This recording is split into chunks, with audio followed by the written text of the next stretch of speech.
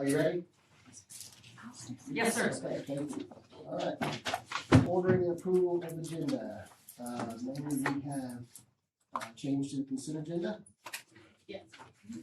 And we have an addition to personnel Yes. and add items 9.1. Acceptance of county clerk and secretary program approval. Okay. Is there anything else? Do we have anything else to add? No. No. Okay. You make a motion? Okay, we have a motion right here. I'll second it. A second right here. Consent, or the, I'm sorry, for the agenda. All in favor? All right. Okay, that brings us to 3.1. Emily Roberts, you'd like to speak to us? Yes. Okay. Did you want him? Yes, you care? No, yeah, that's what I Okay. was gonna say. I heard you say it. Before we get to public comment, can I just introduce someone real quick? Oh, sure. All right, Bill Clark, this is our new Three Lakes director. Just started July 1, so he wanted to come and say hello and introduce himself. So if you just, I'll let you. I I'll let promise you- not to take much of your time. I understand from somebody that sat in this seat for the past 11 years. It's very challenging. You got a lot of decisions to make tonight. My name is Bill Clark, like Faith said. Just a little past history. I'm a graduate of Michigan, Iowa. I was over there for 29 years in a variety of roles, from teacher to coach to director of special education for 13 years, mixed with elementary principal. It looks like I'm gonna be one short. That's okay. I get Faith. I'm just impatient. Yeah, I think it. I wrapped up the last 11 years as superintendent over there, so total there 29 years.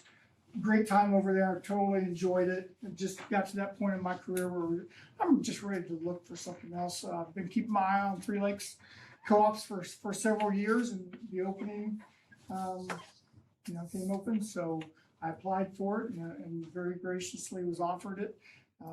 It's been a great transition. It's actually taught me a lot. I'm excited to get down here.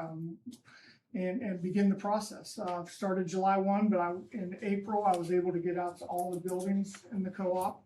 Now I'm on, I call it my little tour. I'm trying to get to all the board meetings, which is tough to do because everyone kind of has them on the Wednesdays, but luckily I was able to get to West Franklin last night, here tonight, Linden next week, and we'll continue that.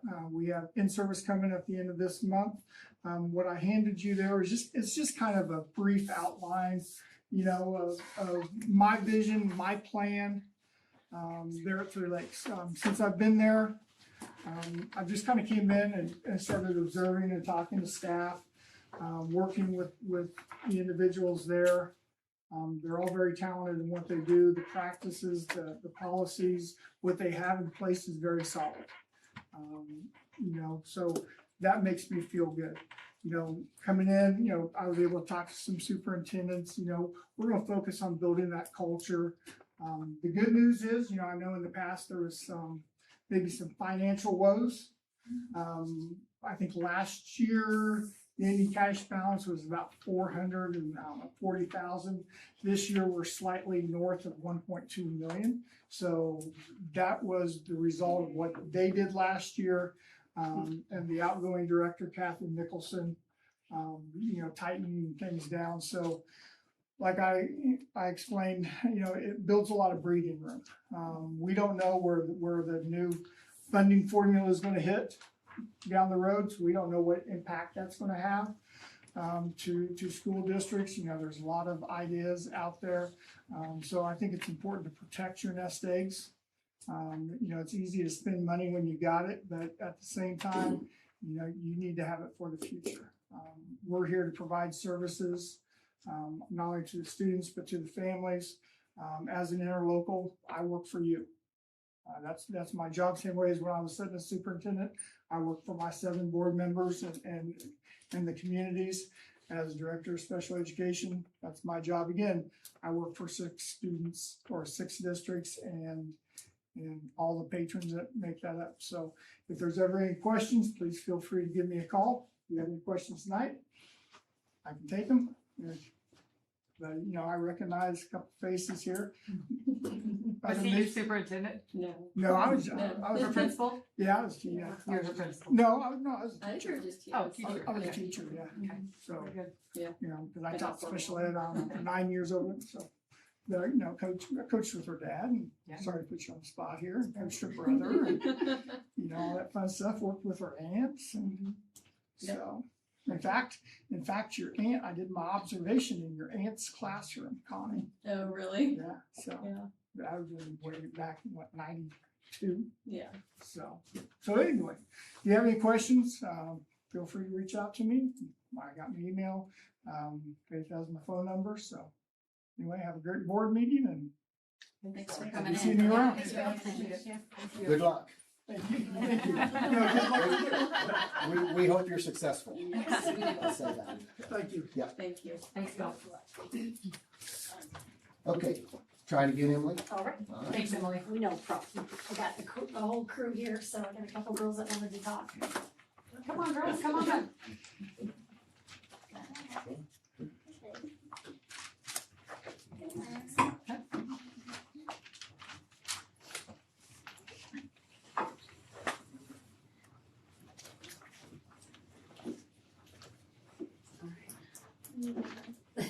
They're very nervous. We told them that they didn't like to speak either, but. Hello, ladies and gentlemen. My name is Kate Minky, and I'm going into 6th grade. I think 6th graders should be able to run cross country because I know some of my friends would go out for the team.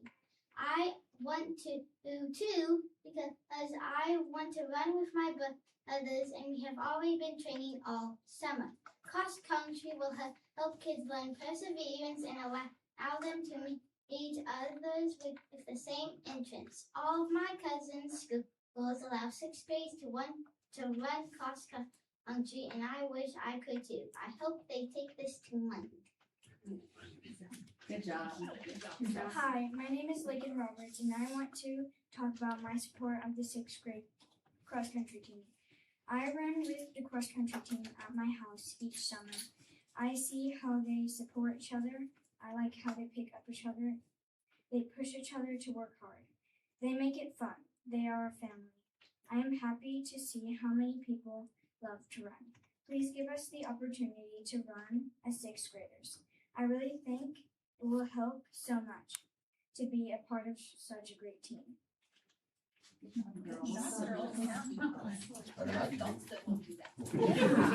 I wanted to add a few things. The girls had really wanted to run. Of course, Lakin's kind of asked to run, and she's at my house. But Kate asked to run, and then we've had another one that comes here and there.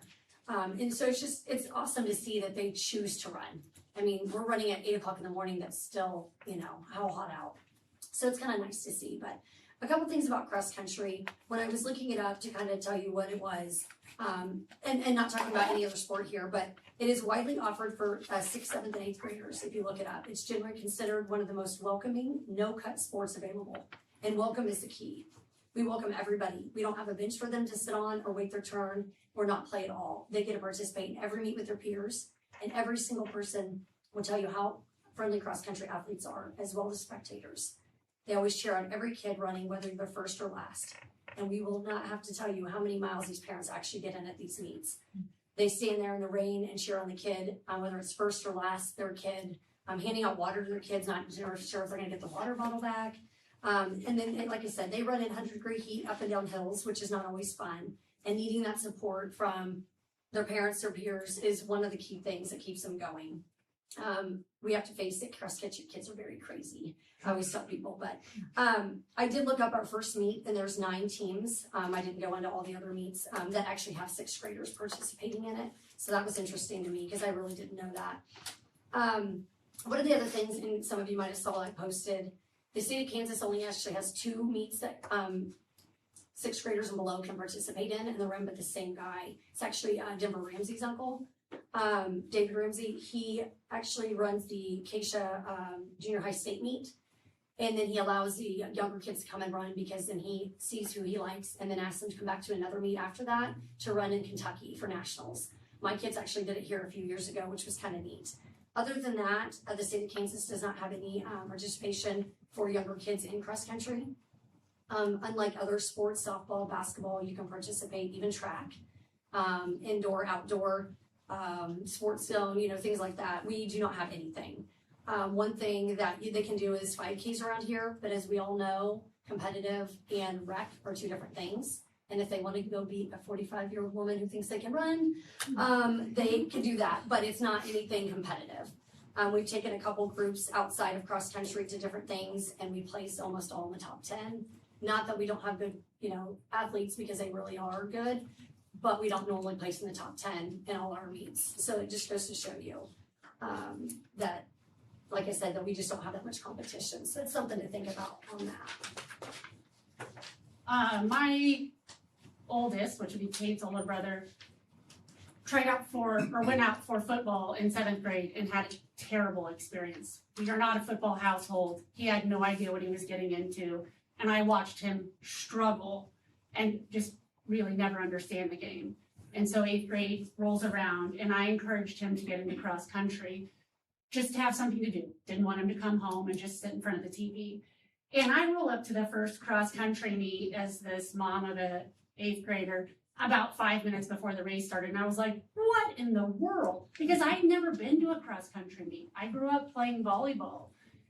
And my child was not fast. He was not in the top half. But I watched that kid develop a work ethic and a love and find friends that have really helped him grow as a person and, quite frankly, have kept him out of trouble. And I cannot say enough for not just Emily and what she's done for him, but it wasn't just him. It was every single athlete. And I have yet to go to a cross country meet where I don't tear up at some point because I see some kid that is struggling and the entire crowd just picks them up and kids from other teams are cheering for them. And I mean, that is not the competitive environment that I grew up in. And so if there's a chance that I can get Kate in to experience that as a 6th grader, as she's starting to enter some of the hardest years of adolescence, I would love to see that happen because I saw what it did for my son, and I would really love to see Kate benefit from that as well. Yeah, thank you. Some other things that I think would be really beneficial for 6th graders to join is that it does kind of break that just newness of just being or involving in any 7th and 8th grade sports, so that way they're not so scared or nervous about it. And then it just encourages the school connection and just the belonging feeling and making those friends. I've also I've never ran cross country in school, but I just actually finished a marathon last November, and that support of having all those people cheer during the toughest times is very uplifting. So yeah.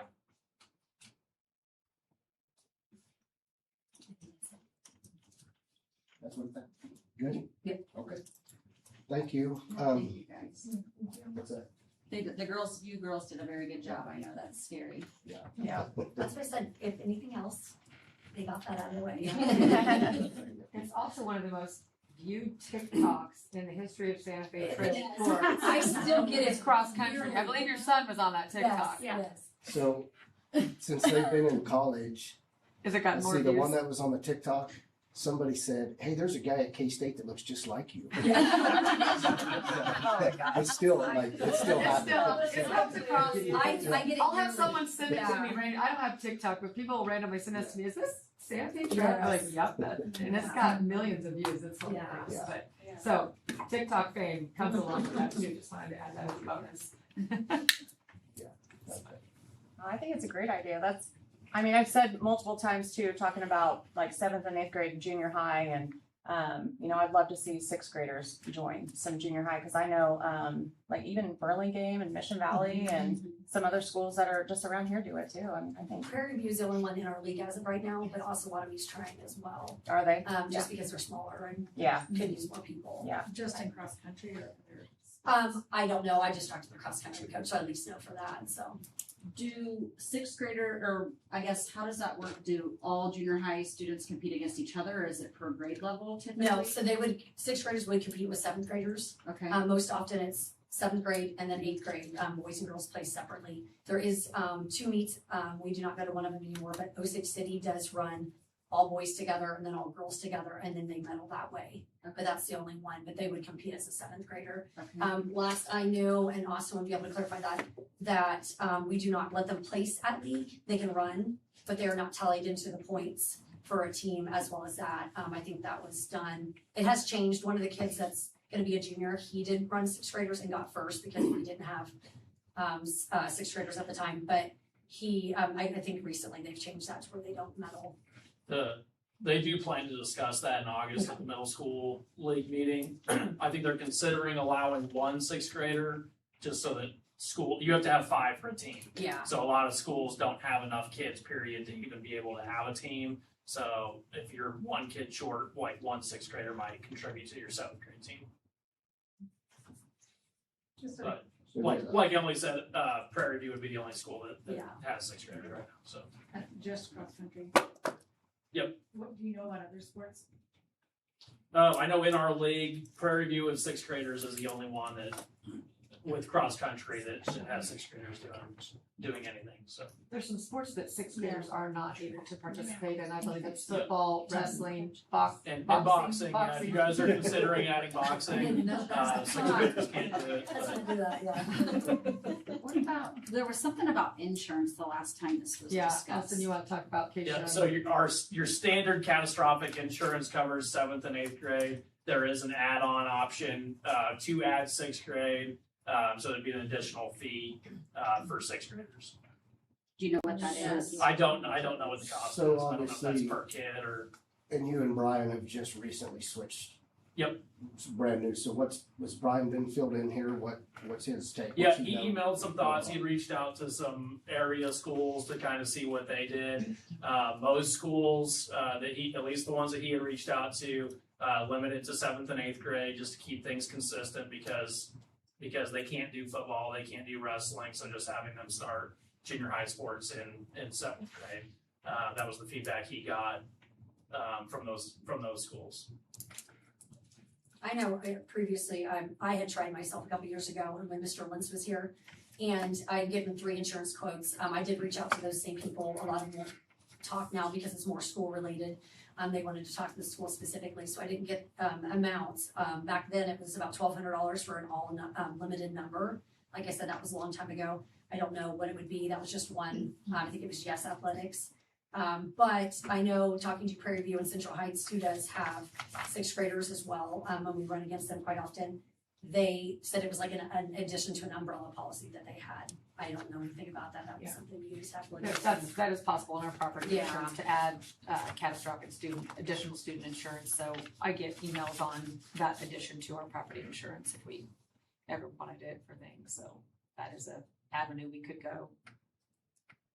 I feel like I just want to be kind of fair if we're gonna like look across country for 6th graders. Is there any other sporting, I guess for me, the way I look at it is cross country is, even if you don't plan to run cross country forever, it's a great stepping stone to any other sport. that you do. into something. And maybe a good way to, even if they don't plan to do cross country in 7th grade, it's, okay, I know what it feels like to go out for a school sport and belong.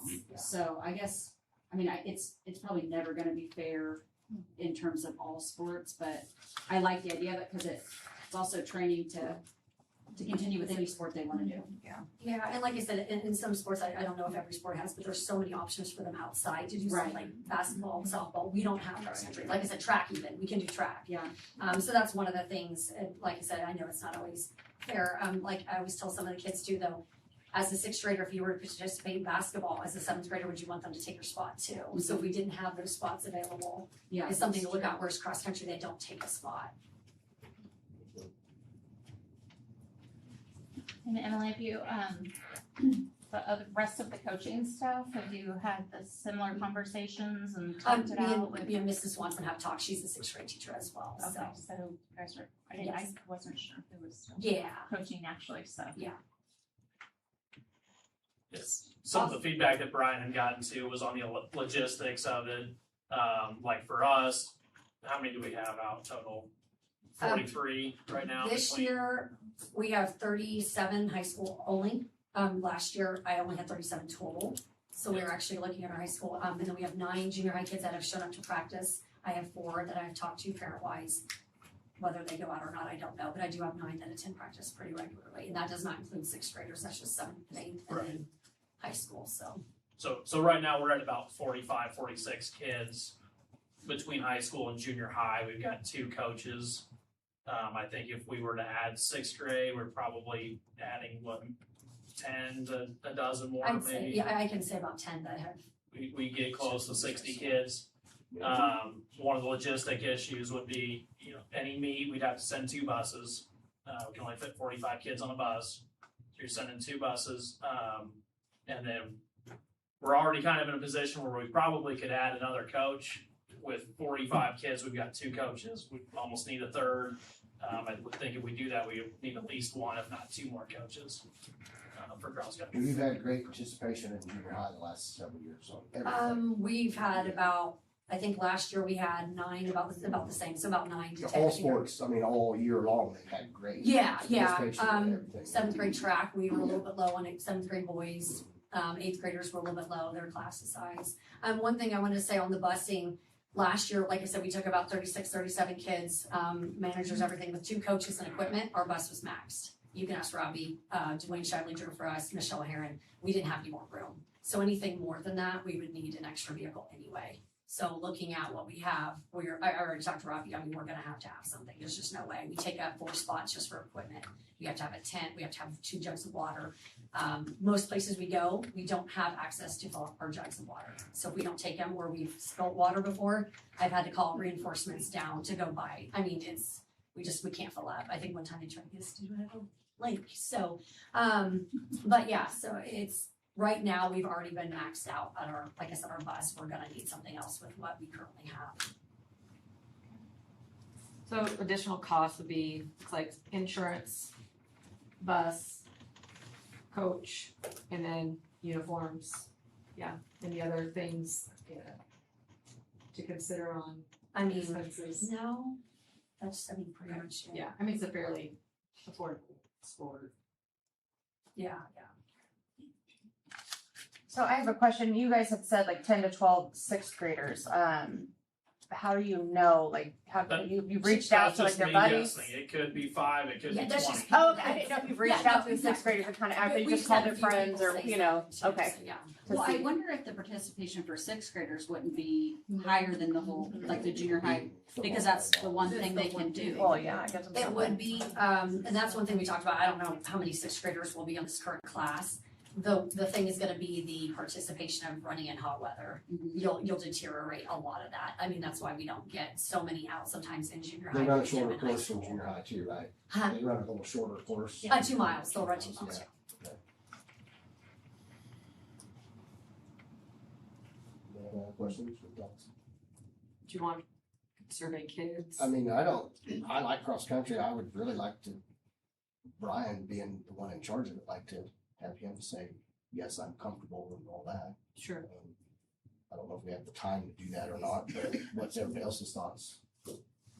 I don't, When he's the activities director. yeah, I agree. He's not coming tonight. He just had a baby. Yeah. Literally. We'll have another meeting before season starts. He didn't. He didn't. Well, I know that it's only gonna be. His baby was just born. He's supposed to be in, he should be in next week and from there. Yeah, he'll be in next week. His wife just had a baby. Well, that's my question, when do we need to decide that? When is cross country? I'm sorry, I'm not a cross country. So August it's right 17th. now?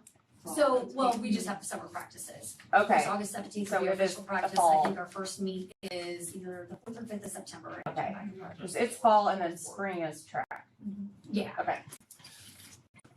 so that's something I don't know if we could survey people Yeah. and then ask him to. I mean, he could say yes or no still with that survey, but I mean, that would see, like, if he sees if there's 50 kids, right? I'd be like, let's not do that. You know what I mean? If there's 10 or 15, maybe you say, okay, you know. I'm just throwing that out there, but. Yeah. That's fine. I like the idea of surveying and. Well, I Talking just, more. like, you gotta manage it. I would really like to have Yeah, I it here. agree, I yeah. don't have no problems with it. I just, if we have the time, I would I, be okay with that. I'm because not of trying- this. Emily, would you mind meeting with Brian? He should Oh, be yeah. back. He should be in the building next week. Maybe set up a time to meet with him. Talk about some of the things we did here at the board meeting. Obviously, Austin is transitioning him, so if he could help with that conversation as well, just because he's been there, and then maybe Ryan can bring something to the board on his opinion. Yeah, Was that too late to? to the August meeting. That's our. I mean, we're Well, maybe we can have better numbers in terms of the cost For the insurance. for the insurance and stuff. yeah, we'd have to get some insurance quotes, uniform quotes based on surveyed students, and then obviously coaching and What about buses? we'd have to find a Having coach. And we'd have to find a coach. Just buses, are they on the I same mean, it day? sounds like they need a second bus anyway. That's We're what gonna what need you're a third out saying. or a van, yeah, it's gonna have to be. And, Yeah. and honestly, our first meet, we all go together. After that, right now, we haven't combined the JV and varsity, high school at the same meets. Some of the meets that we got into because we were changing 4A limited us, so they only allowed our varsity. So besides our first and our third meet, I think, and then league, we are all separate on ours. So it would only be or JV and junior high going to one meet anyway, which would take away 14 kids for sure, because that's what varsity can hold. As far as uniforms, I don't anticipate they would have to buy any more uniforms. We have They- enough. They just share with track, Mhm. and track's not till the Oh, we spring, have so. a lot. Okay, and we have a lot. There's plenty. Okay. That's cool. Okay, that's good. I think that up the. So then Yeah, the we can, the yeah, I can quotes email for them and insurance. set up a time, that's no problem at all. In the meantime, so we're gonna get the insurance quotes and things in the meantime, right? So that way we could make a decision. Next meeting. Yeah, like, Yeah. to get Okay. things going quickly at that point, we can move quickly. And then we did have a third person apply for a coach. I don't know if she's still interested, so just, I mean, throwing that out there, I don't know, we can ask her as well, if that's something you guys decide, so. You kids keep practicing, Keep running. alright? They really love me, even though they say that. Thank you. Thank you. Appreciate it. Thank you. Good job, girls.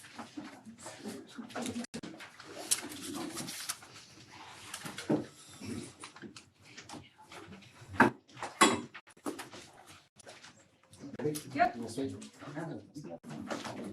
Alright, I'm here to just make some comments on a topic that you haven't got to yet, which is the cell phone policy.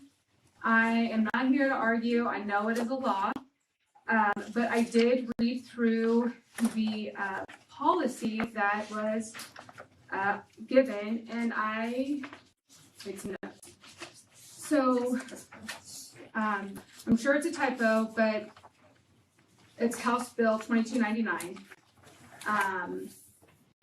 And some comments are that I was looking for language, or missing language, allowing, encouraging, authorizing students to leave their phones at home and not even bring them to school.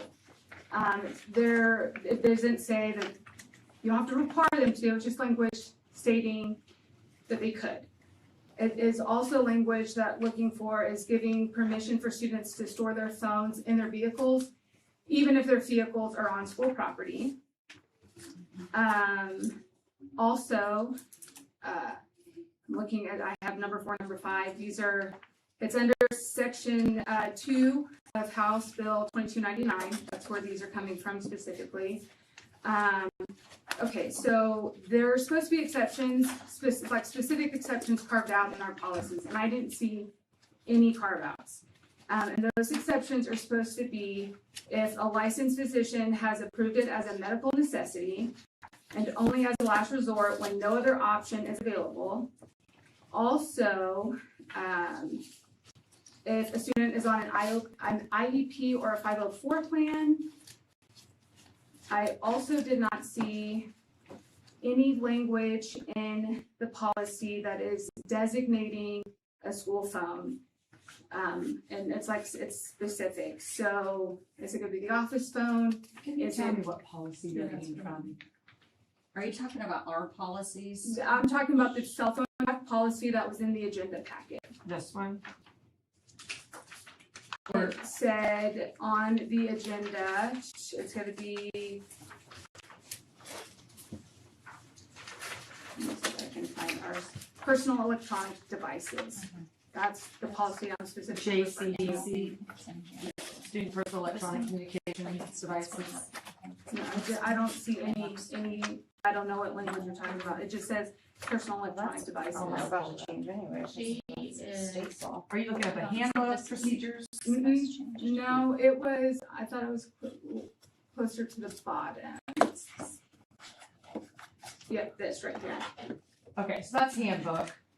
Those are procedures but that's not the policy. That's the procedure, for disciplinary that aligns to the policy. This is the policy that we're, advising you to adopt that our attorneys write. Okay, If you'd like a copy of that, we can get you that as well. okay, perfect. So that does talk I was about, gonna say, because then this even is in the verbatim of the handbook, law. perfect. So then even in the handbook though, there was no mention of the social media policy at all. In the handbook, there was, It's for staff. That's why this is a student handbook. okay, but not even in the athletic handbook was that, like, how would parents know this unless they're paying attention? The social media policy. For staff. Yeah, but What social media? So HB 2299 also requires that employees of the district cannot communicate with students or assign assignments to students using social, like they can't use social media. Yep. And that also includes extracurricular activities. So they just have to, didn't say that they couldn't communicate with parents, but it was just specifically in regards to students. Right. Yeah, so when I was reading through the drafts, the athletic handbook and the student handbook, there were things that I was specifically looking for, like I'm mentioning, that just aren't in there. So, you guys haven't, and again, I'm ahead of the conversation here, but before you guys haven't even talked about it, but like I said, these were just comments of what I was looking to see that I didn't see. And I did have a request. So in the exception, one of the exceptions were supposed to be when students leave campus. The language, it specifically says something like when they leave campus to go to like CTE training, a vocational training, Field trips. that is it. What I wanted to know, what learning experience, how you guys define learning experience, because yes, that is basically what that was just my request, because I didn't know. To me, a learning experience would include a field trip. However, would it apply to rewards trips? I don't know if I'd say that is a field trip, but that's why I'm asking for a definition. I think there's a lot that needs cleared up. A lot of this is, so as this is the first year this legislation is coming out, believe me, the school district superintendents, our attorneys, advisement are all trying to interpret the legislation because it is always up for interpretation. Right, And but so our attorneys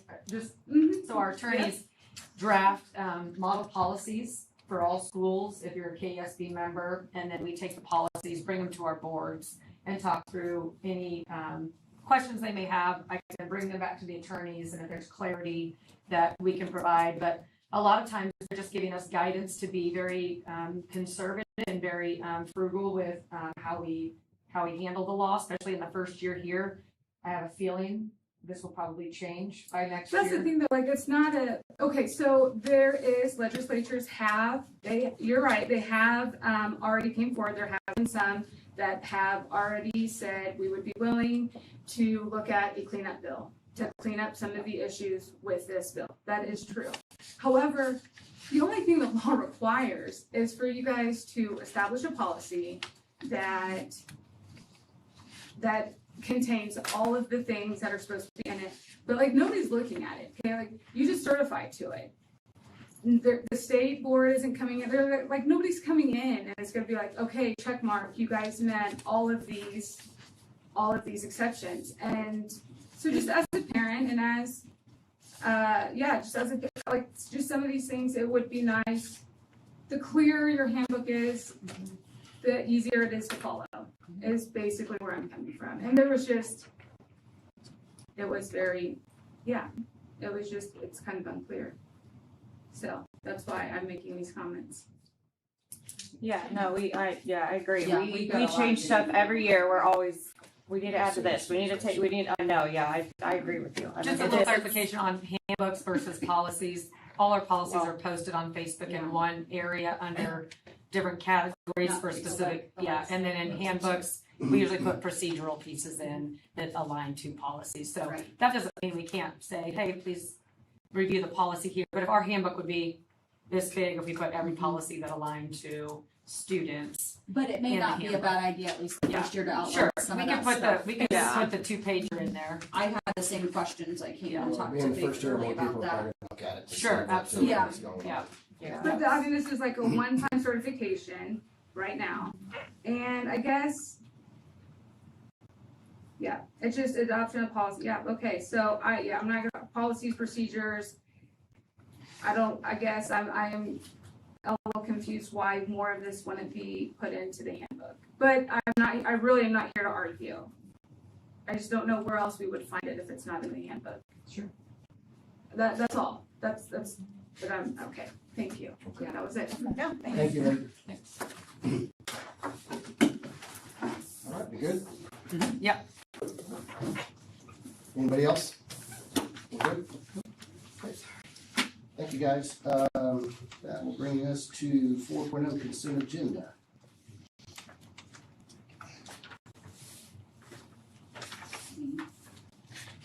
Anybody have anything in there? Questions? Anything? No?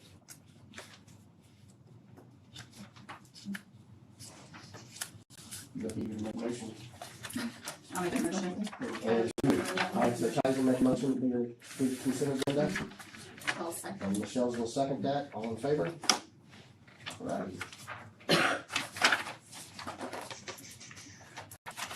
sure I don't skip one thing. I know, there's still kind of Be in line. stuff in. Okay. 5.0, employment personnel. Faith, do you have anything that you need to talk to us about personnel report this Yeah, time? yeah, I have, Yes. I only need about 10 minutes though. 10 minutes? Yeah. Okay. 10 minutes with Faith and everybody. Mr. President, I move we go into executive session to discuss personnel pursuant to non-elected personnel exception under COMA, and the open meeting will resume in the boardroom at, 49. sorry, my daughter texted me at that exact time, 6:49? Yes. 6:49, Okay, we have a with motion. Faith Lori present. I'm sorry. Motion and a second. All in favor? All right.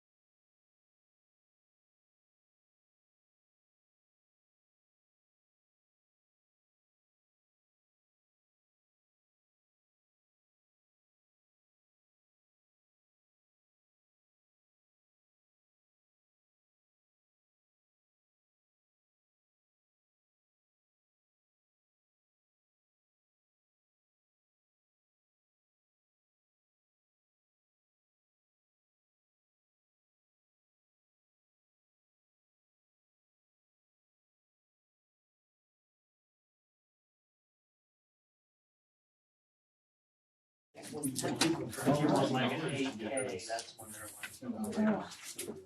like. Hey, thank you for waiting. I'll make the motion to approve the personnel report. Okay, so we have a motion, personnel report, I'll second it. and a second, all in favor? Okay, thank you. Okay, administrators, no formal reports this month. Anybody have any questions, or you guys have anything you wanna hide out? Oh, there's short and sweet. It's gonna I get think quiet. Kyle It's does. gonna get quiet, that's okay. All right, anybody have any questions for him? No? I'm sure you'll have lots of them. I'll say that the capital outlay projects are moving right along. Good. I like the progress that we're making. So. Nice. Oh, I have a question. So weights, how it, like high school weights, is it, or I guess junior high and high school? Are we still got a lot of junior high kids out there? And Yep, the other day they had like 40. Monday was a little bit lighter coming back from the moratorium. I think they had 17. Yesterday more showed up, so that's normal for coming back from the buffer week. yeah. How many high school kids on average do we have at weights? Between two sessions, they've had, I looked at his list yesterday, there's been like 60 something different kids for each session. So there's a 7 a.m. session and an 8 a.m. session. On average, they're getting like 30 in each of those, but there's been about 60 something kids that go to each. Okay. Nice. And what about junior high? Same thing. That's including both. Yeah. That includes, Junior highs, they're the 8 o'clock session. oh, okay, I'm Uh, sorry, misunderstood then. Okay. Normally have about 30, 35, but have had about 60 different kids. Gotcha. Thank you. All right, sounds good. Okay. Good luck on the new job. Appreciate it. Pretty exciting. All right, 7.1, capital outlay update. Yep, I'm just giving you a rundown. These guys, you have a sheet in there that tells you the status of all the summer projects. These guys may have actually more current from when I wrote this for you, which was last week, because things move pretty quickly. So, what page?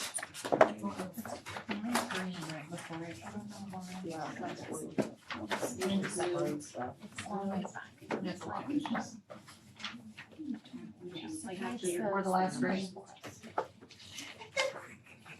Second to last grade. Second to last. Let me see the book. Thank you. Okay, thank you. I've got them listed out by building. It tells you whether they are complete, in progress, or still upcoming. Our largest project for the summer is the HVAC controls at Carbondale. And Mike told me they have Started this week. week. Pulling wires and Yeah. everything, so I think they said they had a couple weeks worth of work and then they'll have to shut the AC down. Yes. And this is the entire control system, the big project that you guys approved. And then we've got all of our carpet rotation, our window rotations, our parking lot rotations. We had a little piece of still left to do on the roof of Carbondale that we finished up. It was a little piece over the chiller over there by the back of the library, you know, where the library sits back there, that little piece. There was just one little piece left to do. So now all of our roofs are in good shape, decent shape. We'll probably move over to the high school gym as our next roof, but all of our roofs are under the good age recommended by our insurance companies for replacement, and we're in pretty good shape. So that is done. We are, I said windows, all the stuff at the high school. They're doing some work on the terrazzo floors, upgrading LED lighting. We've rotated that every year. We do a little bit at a time, so it's affordable. The dome gym floor, refinishing, not full refinish, like ripping out or anything, just cleaning at least and redoing some of that. All the student coffee shop area, we got all that plumbing done, carpet rotations as well.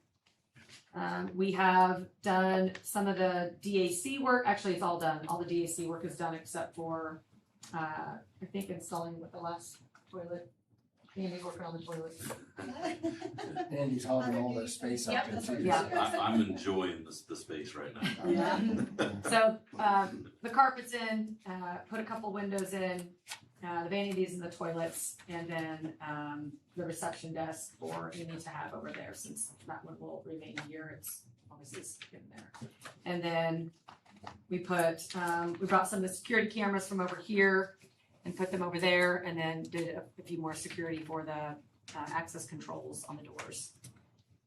So making progress there. Moving playground equipment over to Scranton, got that complete. And then at Overbrook, and then Overbrook's windows, Overbrook's carpet. Moving a little bit of fencing. That should start tomorrow. Yeah, it should start tomorrow. The fencing, okay. They were finishing install. Okay, so they good. were booked today. Okay. And then Andy's technology staff devices have already been rolled out. Our rotation on camera upgrades have been rotated in and out. Athletic uniform on their cycle have all been ordered. So, I mean, as you know, a million things come out of capital outlay. So those are a lot of the things that we just do. Wait till the summer, bring in the projects for the spring, and then do the work in the summer. So, of course, we did other things throughout the school year too, but these are the main summer projects and kind of where they're at in their status. If you guys have any questions on any of those. What about the stuff at the high school? Did they ever get back to us on? Yeah, so Terracon scanning is done. I actually met with them today. What we first need to do is they want us to check some additional utilities to make sure there's no other areas that are some sanitary drainage, as well as those roof drains that we've already cameraed. They want us to look at 2 more of those to make sure there's no breakage in any of those lines. So we're gonna get those cameraed, and then we will I'll bring to you essentially the scans, and if it's likely we're gonna need to either do some mud jacking or some flowable fill underneath the of the floor. So, and then you know, depending on the bond, we will have to probably do this in phases because the cost of that amount of square footage to do it, and then fix the walls, the ceiling, and get all that reinforced. And then if we're gonna add any of that front entrance where those doors are, which is the terrazzo there is also messing up the front doors and having a better secure entrance, we'll just have to do those in phases over time and make sure we can afford those in increments. But I think that's very doable. It'll just take a little bit of time to do it. So. Did they give any kind of like estimate of what it? No, the Terracon doesn't do that. I'll have to finish get with the doing contractor. Yeah, I'll have to Okay, connect they're with the just looking to contractor. see what's Yeah. on. They haven't gave you the report yet, the scans. I just met with them on a Zoom and met with it, and they showed me some pictures. They're gonna send me the full report. So we don't have. Yeah, I'll get the full report in my hand soon. Okay. And anything else, principals, about capital outlay, summer projects? Preschool's all over. And in their classrooms. Yeah, preschool's moved, classrooms are in. We're ready to rock and roll. The one thing I probably need to correct is on the surveillance, we had to pause on the Carbondale one for the grant, so I haven't ordered half of the cameras yet. Okay. So, Because of the grant money. yeah, just, Okay. yeah. We applied for the Safe and Secure Schools grant, which is a 1-to-1 match. We apply for it every year. Last year, it was very specific to that, what was it called, eyes? Yeah, oh geez, Zero Eyes. Zero eyes, you had to purchase 0 eyes or AEDs. So I think it was a legislator's company or something, I don't know. Anyway, we didn't purchase 0 eyes. So they opened it back up, they opened the funding back up to be a little bit more broad for security, safety and security in schools. So they've had this grant for a long time, we apply for it every year, and we usually get about $15,000 to match for security. So, and we always have security upgrades. We have cameras that age and old, and access controls we have to replace here and there. So tremendous amount of cost, security and safety. So it's just a good little grant to have to help out with some of those costs. So I think that's all I've got, unless you have any other questions. Okay, very good. That's all I've got on that. KASB policy adoptions. Okay, you've got a large June update. We get 2 of these a year. You get one in the winter, and you get one in the summer. I believe Amy gave you the summary here page, and you were emailed the large, so if you printed it off, you can, oh, yeah, no, sorry. If you printed off the big one, otherwise, I gave you guys a month to review them. Did you have any specific questions? A lot of these are language changes due to federal law changes, state law changes. They're policies we already had. They've redlined some language. They've added some language. A lot of it is just in compliance with law. There are a couple that I wanted to note to you. The graduation requirements, that is in place already. I talked to Mr. Ellis today about how we do state reporting on those graduation requirements. Those are those additional things that kids have to have before they graduate in addition to the credits that are required. So like volunteer hours. So that's what it means. There's a by bunch of them. What are accomplishments? Yeah, What do you mean by essentially the accomplishments? accomplishments. The accomplishments. Yeah, whether it be volunteer hours, taking a certain number of higher level Courses.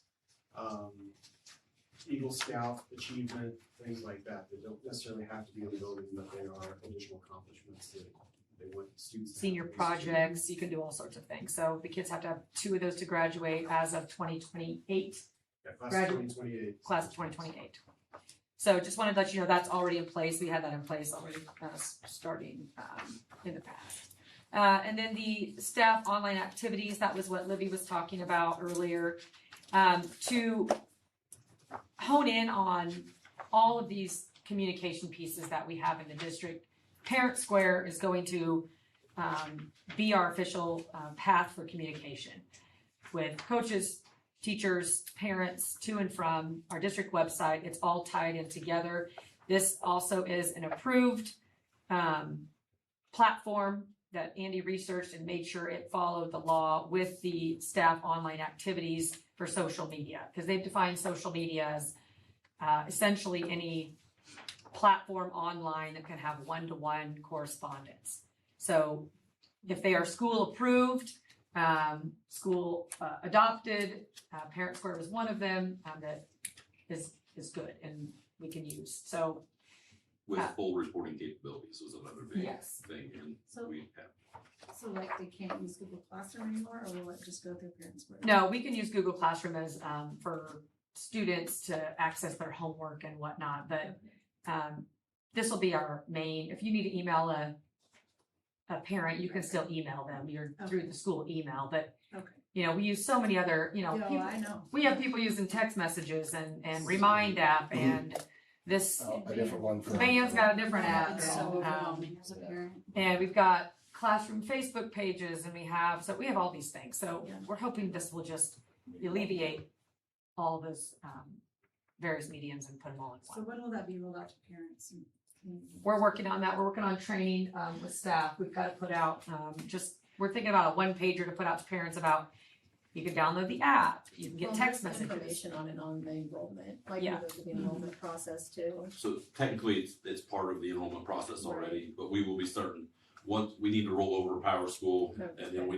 need to communicate with our staff, and then we'll communicate more so with the public, but very soon. It's ready for all parties, so. So if we're trying to eliminate all of the things, all of the apps, all of the different methods, are we encouraging them to not be used, or is there more of a requirement? It will be a requirement. It'll be a requirement, yeah, and staff will know it will be a requirement. I think they've already communicated that with coaches, and then when staff returns, we're doing staff training immediately when they come back. So there'll be a whole training on it when we get back to school, so. So that was one I wanted to bring up, and then, So- sorry. No, this personal electronic device, do we have more specific information in our handbook? We have the policy. The policies, that's Yeah. super detailed part. Yeah, the policy is in this big,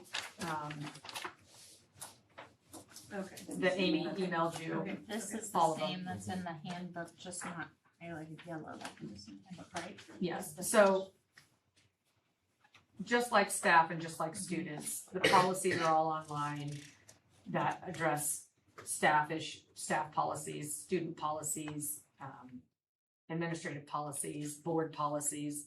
Those are all online, and the procedures are what's in the handbooks. So like in my teacher handbook, it says you will follow all district policies.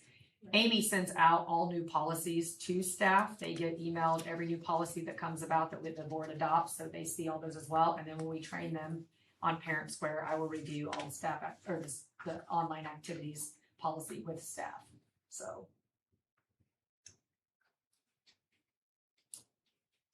if it's not that I can't put these policies in a handbook, but if I put every policy in a handbook, No, it would be a very my large thing is handbook. like, kind of like what we said, if our kids are gonna follow this, I want them to have very clear expectations of, you have to leave it in your car. Yeah. Oh, you're talking about the cell phone policy? Yeah, you're talking. Oh, okay. Mhm. Which we're not, I don't think, right, because isn't that in 8.2? Yeah. Okay. Yeah, so when we talk about the handbook, if you guys would like us to, yes, when we get to the handbooks, if you want to, just as Libby was talking about, and you guys were discussing earlier, if that's something for this, time being, you want to put it, the actual policy in there, we can do that. Okay. Yeah, absolutely, we can do that. So, let's see. There's a couple of changes in here on. Just got one other one I wanted to talk to you about. Oh, enrollment. So open enrollment, which you will be approving tonight. There's a couple changes on students who are currently part of a DCF placement and foreign exchange students. They are viewed as in-district students. That was added to the policy this year, as well as students in foster care. That language wasn't in there. It was kind of implied. I know. I always thought they were. It was implied, but it wasn't written in the first draft policy that we adopted last year. So that has been added to the policy. Everything else I think is pretty standard. Language changes just based on federal laws that are, so our policies are in compliance with title and all those other, there's a bunch of them. Do you have any questions? If you have any clarification you need, I can always reach out to legal if there's something that's not clear.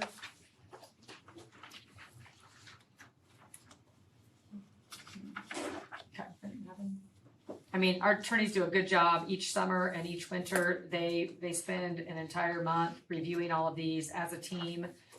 They work with school districts, they get feedback, they work with legislatures, and as attorneys, they try to do their best to interpret the law and make them applicable to schools. So I trust that, they do their due diligence to make sure that we are all on the same page, and then, school districts across the state are all on the same page with their policies.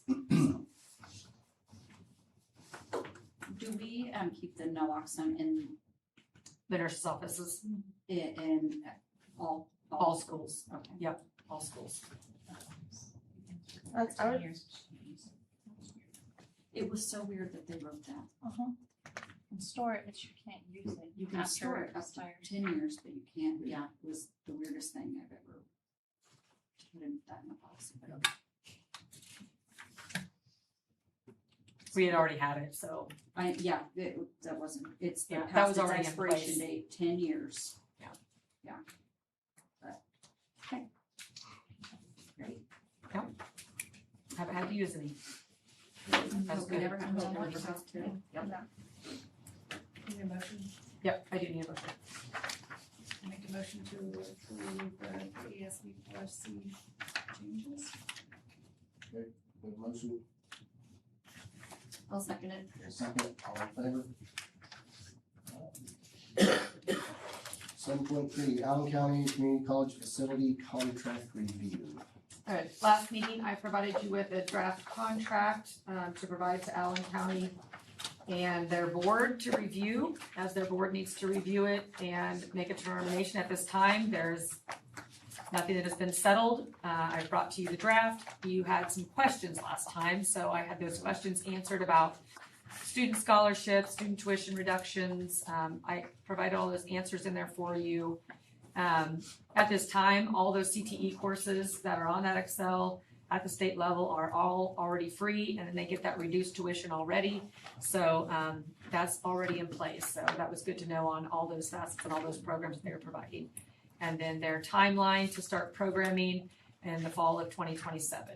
So to get this building up and ready, get all their people hired, get equipment in here, get the rooms ready and established, and to start those programs as soon as possible for the fall of 27. So what we would need to do at this time is, if there's anything else on that draft that you want to add, the clawbacks in there, the facility use by the community, busing, lunches, use of the gym, all those things are included in there. Those are the provisions that we talked about. If there's anything else that you want added in there. Or they haven't rejected any of our requests? No, I haven't brought anything to their board. Right now, as of now, you're the only one that's seen the contract. I haven't shown anything to Allen County at this time. I've just been working with our attorney on drafting it. He's brought that first draft to you. I then asked them those questions as follow-up questions about the student benefits, and those are the answers that they provided. So if you are happy with what's in it, then I can bring it to the president of Allen County. She can bring it to her board, and then they can come back with any questions, counters, and it just kind of goes back and forth. So at this time, there's, so everybody knows, there's not been a sale. Nothing's happened, none of those things. So just state that to the public at this time. So one of the questions I had was that the benefits of the tuition rate, $65 per credit hour. That's for any high That's school for student, right? Yes, for the gen ed courses. Yes. Right. Yes, not the CTE So courses. that's not really a break for our kids, that's a break for every kid. Yes, yes. Do we? It's very, very affordable do we do tuition. more than that, or is that, Well- is this the same as everybody else? My thought about it is, what if they aren't a high school student? What if they are That's a my next question. community member? They're, you know, in the district, but they're not in high school, but they want to continue college or go to college. Is there a way that we can get that same rate? Yeah, I don't know. I'd have to ask them. Because I think that would be worth, yeah, I think that would most certainly be worth looking into. Okay. Because we can't. I know the Excel stuff that applies to high school kids. Right. I don't believe that applies to non-high school students. That's a state law. So Is there any way for them to honor, I guess, the same? Or at least some kind of reduction. Yeah. Some Yeah. kind of- maybe, yeah, that's possible. That would be the only thing. What is the credit? Do we know what it would be? I don't know. I didn't ask that question. And then if we're gonna find that stuff out too, I wouldn't mind seeing the list of the Excel CTE. Just curious. Yeah, I can just what- email that how to you. much It's that online. offers and what that is. Yeah, there's only a few courses that they've taken off of it. They have taken a few off over, the last 2 years, Kyle, they took cosmetology off of it. They took culinary off of it. Somewhere else. Sorry. And the legislature did that. They did that. They didn't believe it was a high earning career I thought it was a low income earning career. or low income earning career. Yeah, which That was somewhere else in here. Talking about those two things. I'm sure they're basing it off of some data they received somewhere, and that's what they're decided. So, but we do have some kids involved in that. But we do have the BOE grant that is helped supplementing some of those offset costs, or offsetting those costs for those kids that are wanting to, especially the cosmetology. That's a little bit more popular. We don't have very many kids going to culinary, but we do have more going to cosmetology. So, Tasha works on those grants with BOE for those CTE classes. And the only other thing we need to change on that is the page at the bottom, the pages, 4 of 2, 5 of 2, 6 of 2. We just need to make the 2 a 6. It's only because the contract has gotten longer. Oh, yeah, they are. Okay. Just a little Okay, yep. Just a little OCD there. Okay, gotcha. Oh my God. Okay, so you want me to ask them about adult tuition? In district patrons. Okay. That aren't high schoolers. I mean, Follow I that. don't care to go ahead and show them. Okay. I mean, Yeah, with this. yeah, Okay. I think it's. How about I just bring them the contract with the contingency that we would like some information and language in the contract regarding tuition reduction rates for in-district patrons. Okay. On 13 and under license, I might not be understanding it, but on expiration of such license, does that have a timeline? Do we decide the timeline? On 13 where it says upon the expiration of such license, the seller agrees to remove personal property stored in the license area. I'll have to ask our attorney about Period. that. Period of Because I time. don't see anything that says how long that license will be.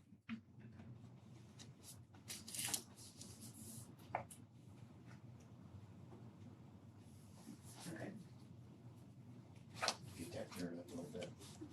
I'm sure it's this legal language that's in compliance with real estate property sales, so I'll look at that language clarity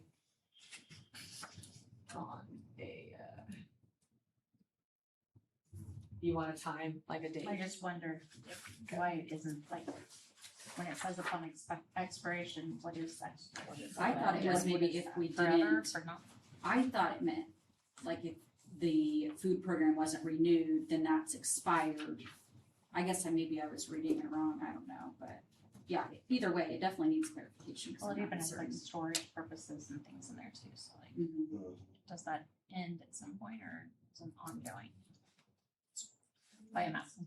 Okay, yep, I'll get clarification from Greg. Okay, yep, I can do that. Anything else? I don't need any action on it at this time unless you want to take action for me to send it over to No, we just need to- ACC. Okay, all right. Should be fine. Okay. Okay. And they'll just probably bring it back to us and we'll Right, probably right, have to for go us, back and okay. forth. Yep, okay. Okay, 7.4, bond and steering committee updates. All right. We have next Wednesday and the following Wednesday. There's Yep, information 15th and the on that. 22nd, we're gonna have 2 community meetings. So the idea, the steering committee met again, I invited the entire committee back. We had about 20, I don't know, we think 20, 25 people came back to the meeting. Yeah, close to that. And there were a variety of conversations about what information, we talked a lot about communication plan for the summer on how to educate patrons so they go to the polls with the most knowledge possible to be an informed voter. And it's really hard to answer everybody's questions, all the questions that could be asked. So how do we, what's a good way to do that? So we talked a little bit about flyers, we talked about community meetings, we talked about simplifying information, we talked about what's the best way people receive their information. So there was a lot of great conversation, a lot of misconceptions that they had questions about, how to provide clarity. So it was just really good. We got a lot of great feedback. I thought it was very helpful just as in my role, how to, I guess, provide information when you have such a large project and there's so many questions that could be asked, how to get as much information out as possible without overwhelming people. I'm definitely a little bit of an over communicator. I know my public notice that I put out is, it's 3 pages, but I wanted it to kind of mimic what was going to go in the newspaper, in the Chronicle. And so I made sure that there was, why did we do this? What are the reasons? How much does it cost? What's the tax impact? What's the changes in where the grades are going to go? Why do we believe this will save on expenses? Those types of things. So when people get that kind of information, not everybody's going to read it. So at the end of it, we came up with, let's have these 2 community meetings and invite people in. We kind of came up with an idea on a format to provide topic roundtables. And so we're going to have 4 roundtable topics where we'll put maybe 25 to 30 minutes at each section. We'll have a table for finance, tax impact, all things money. Have a table for construction, the HTK drawn plans that we've approved. Anything about construction timelines, why are we building it this way? Those types of all things construction architecture, facilities. Then a table for operations, all things schooling. So that could be our principals talking about how does school work with a 612 building? How does school work with a preschool through 5th grade? The concerns our parents might have, the opportunities our students will have.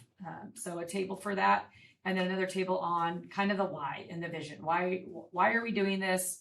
What's the vision behind it? What's the long-term goal in the future that this project is trying to get to? And I would sit at that table, maybe a board member. I thought Dr. Muggeridge could be there to talk about teaching and learning and kind of with our kids all over the place and how to better kind of right size the teaching and learning environment as well. So do that, give a welcome, give an introduction, have information to pass out that they can actually take home with them, answer questions, have all those recorded and documented. And then for people who can't attend, push then all those questions and answers out to the public so they can see, here's all the questions that were asked. Here's all the answers we provided. If there's a question we can't answer at the time of the meeting, meaning, hey, that's a great question, I never thought about that, I'm gonna have to go look at this document to check that out. We can go get those answers and then push them back out. So we thought that was a good way to at least kind of format, be efficient, instead of just having a big room with everybody spitballing and maybe someone dominating the entire conversation for the whole time and not everybody getting their questions out. We thought maybe smaller groups, people would be more comfortable asking questions and be a little bit more efficient, and they could rotate through each of the tables. And then provide information. We have mailers going home on, they should be out on Friday in everybody's mailboxes. So for people that like their hard mail, some of our patrons that don't look at Facebook and don't get online and maybe even don't even read the paper, but they're going to check their mail and read their mail. That's another way just to capture some of our voters out there. So that was the committee meeting, and our community meeting's coming up. And then the election will be here before we know it, August 4th. So our goal, I guess my goal, is just to get as many people, as much information as possible.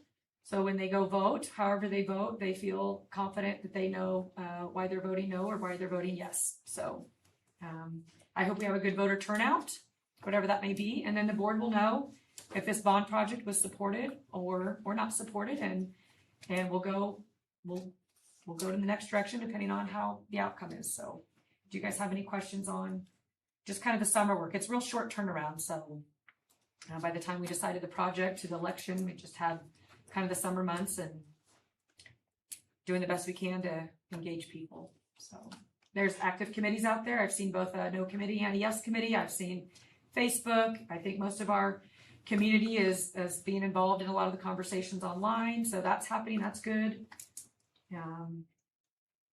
People are trying to find information the best way they can and get information. So I appreciate people making efforts to be engaged. I am not actively part of either committee, obviously. So No, I think we've said for a while, I mean, it's, when we put out to voters, it's their decision, not ours. Yep. So we'll, if they have questions, we'll answer what we know, and they can let us know on the 4th. Yep.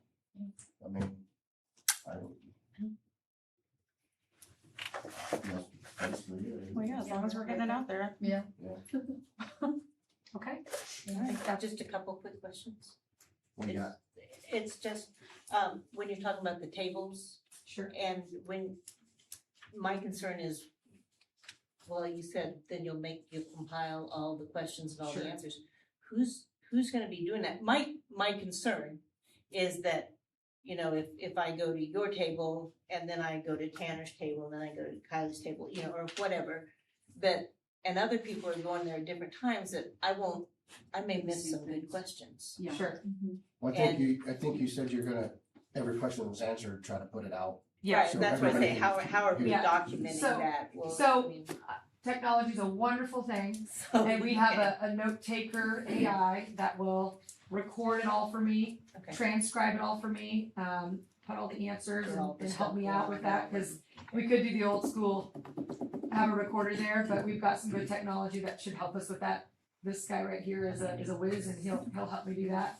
So with all the tables. Yeah, with all the tables, and I'll have something set up at every table.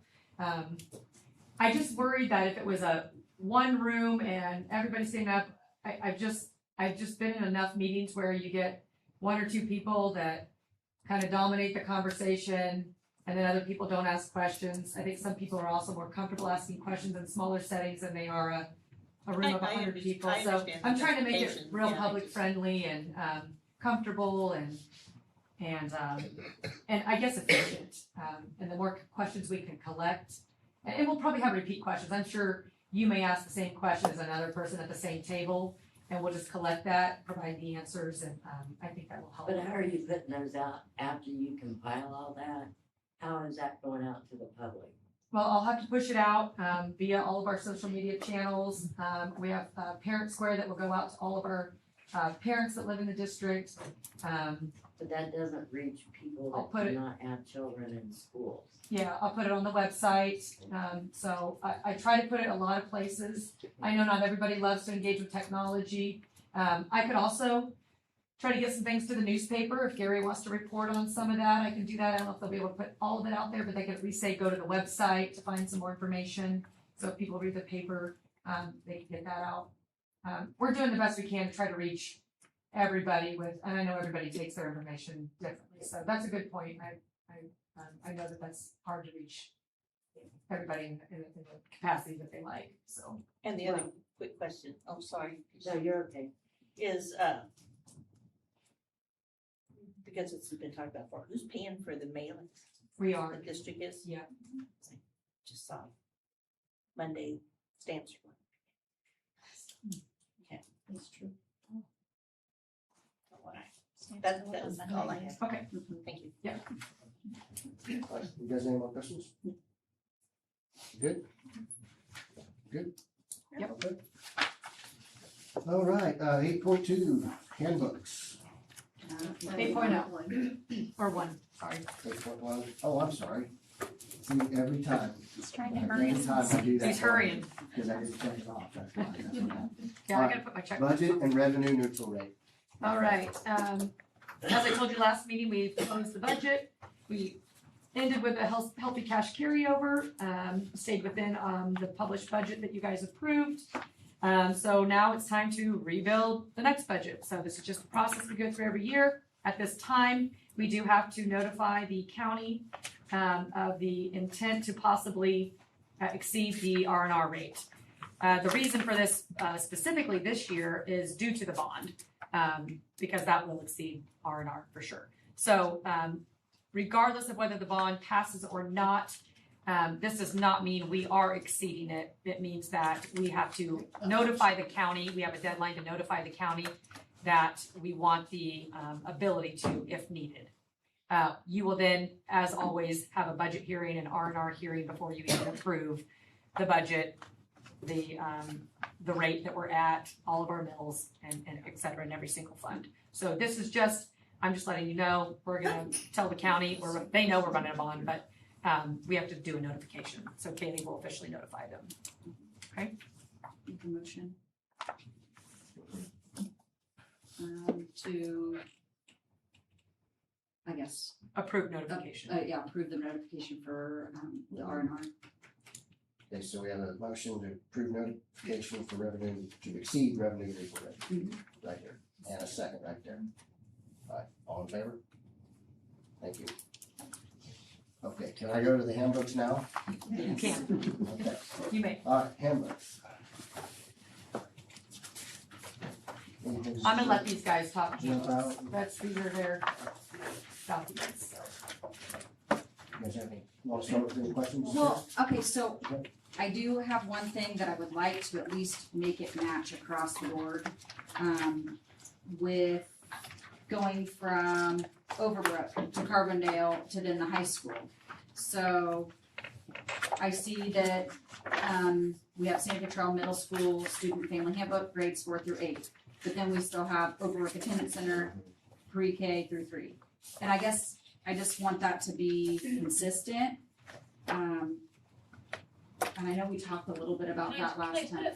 Do you want me to put it both? I think it would be fine to put it both. Okay, I'm fine putting it both, it's just And I know that sounds silly, but No, like if I we're new totally to the agree. district or whatever, Yep. they're like, well, I looked for Overbrook Attendance Center and Yeah. I said, that's because it's listed under this. I think it's perfect. to put Okay, I'm fine listing as both. Okay, so if we could I just, can add CAC on front of my. yeah, it might be not be a bad idea. I don't love that we, the attendance centers, like what even is that? We've talked about that, but. Well, the hard part with the reason Carbondale gets called Santa Fe Junior High Carbondale Attendance Center is because people still view 4th and 5th grade as the attendance center, which is the elementary piece. Yeah. And then the 6, 7, 8 as our junior high or middle school or whatever you want to call it. They call it Santa Fe Trail Junior High. And for Keisha calls it, right? Santa Fe Trail Junior High. So I think that's where the Santa Fe Trail Junior High / Carbondale Attendance Center got put on the middle school handbook. So maybe putting CAC and OAC on both of them, but also adding Santa Fe Trail Middle School, Santa Fe Trail Elementary School, just to be consistent. Make as much information as Whatever, it's yeah. Going with middle school. I think they call it junior high. Nope, that's fine. I said it two different ways, so is it? Right, well, it says middle school, junior it high. says middle school on the handbook.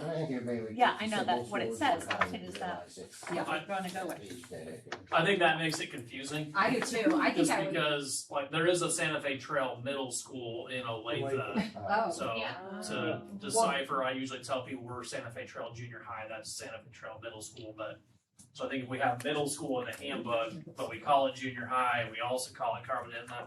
And if we were ever to officially change these names by what we register with the state, they'd probably tell us, no, we can't do Santa Fe Trail Middle School. So Okay. it probably needs to be. So then do we need to change that then to, Santa Fe Trail Junior High. yeah, even though it feels odd to call 4th and 5th graders junior. I was Yeah, gonna we keep all have your that attendance solution. center names on there, because that's what everybody knows it as. I think that's important to keep on there. Yeah, just making sure that we stay consistent with that was my biggest thing with these. On the cell phone policy, let's go back to that, Jamie and the rest of you. Would you like us to put in there the actual KSB policy right underneath the procedures? I think so, Okay. at least for Each of this them. year. So they can read it. Yes. Because it's a new policy, Yeah. and I agree with what Libby was saying, I think it needs to be as clear as can be, Okay. because this is going to be, I think, A big deal. a challenge. Well, It is going to be do a you have challenge. the questions that we had? I mean, we had a parent here that's trying to research All the the new questions stuff. she asked were in the policy. They are. She was reading the procedures. Okay. And the procedures were for like, if a student does this, then this. If a student brings it this time, then this. So Okay. she didn't see the policy language there. Those were just how the principals are gonna handle if there's student misconduct with the cell phones. So So she once was we get- right, there was nothing on the policy. Once we get policy out there, it'll be easier for the parents. Yeah, to- so we can, all we have to do is just slide the policy underneath or on top of the procedures In each of the handbooks. in each of the handbooks. Yeah, we can do Do you that. want it under House Bill, where it says House Bill 227, Yeah, I think so, right there with that. right before it starts saying Yeah, the before or Santa Fe after Trail that. School District? Before or after, we better have it consistent. Yeah, what, I would say after, just After. because I'm it gonna makes read more the sense to handbook, do it after. and if I want more, I can look beyond, but. We can even put at the bottom of our, Refer to like. refer to district and state law. So it would be before the consequences section, wouldn't it? Or are you talking about after that section? I would say before, I would say after the House Bill 2020, or 2277, and then before the consequences, and then you read it all kind of fluently. Yeah. That's what I think. I agree, because I think the flow is better that way.